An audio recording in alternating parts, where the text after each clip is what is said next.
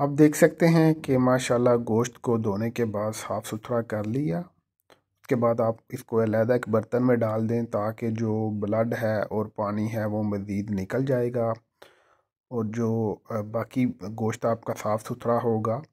आप फिर इसको जिस बर्तन में आपने इसको बनाना है उसमें आसानी से डाल सकते हैं। हस्बे रवायत हस्बे ज़ायक़ा आप प्याज जो है वो बना लें, टमाटर बना लें। आप सब्ज़ मिर्च इस्तेमाल करना चाह रहे हैं, अदरक और लहसुन इस्तेमाल करना चाह रहे हैं। हमने सब्ज़ मिर्च, अदरक, लहसुन इनके छोटे छोटे पीस टुकड़े कर लिए, जैसा कि आप देख सकते हैं। और इसी के साथ आप बाकी मसाला जात भी इस्तेमाल करें, जैसा कि नमक, हल्दी, काली मिर्च, उसके बाद गरम मसाला। और इसमें एक स्पेशल डिब्बा भी मिलता है बीफ कढ़ाई का, तो आप उसको भी इस्तेमाल कर सकते हैं। आपने प्याज डाला, प्याज जो है वो ब्राउन हो जाएगा। जब प्याज ब्राउन हो जाए, हल्का हल्का आपको पता चल जाए, तो फिर आप उसमें गोश्त जो है वो डाल सकते हैं।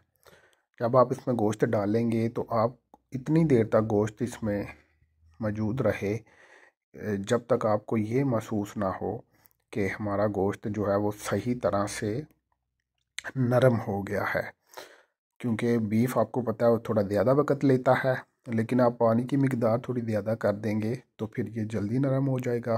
बाकी मसाले भी आप इसमें ऐड कर दें, शामिल कर दें हस्बे ज़ायक़ा। और उसके बाद आप बीफ कढ़ाई का तकरीबन आधा चम्मच जो है चावलों वाला चम्मच, वो आधा चम्मच बीफ कढ़ाई मसाले का भी इस्तेमाल कर लें। आप अपने चावल जो हैं वो 2-3 दफ़ा धो लें ताकि वो बिल्कुल साफ़ हो जाएं। साफ़ होने के बाद आप उसका पानी जो है वो खुश्क कर लें, पानी निकाल लें।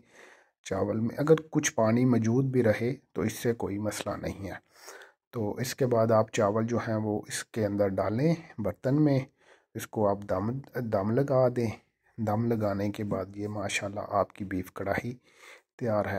तो ये बिल्कुल आसान अमल है, तो आप ये ज़रूर करें। सल्लल्लाहु तआला अलैहि व आलिहि वसल्लम।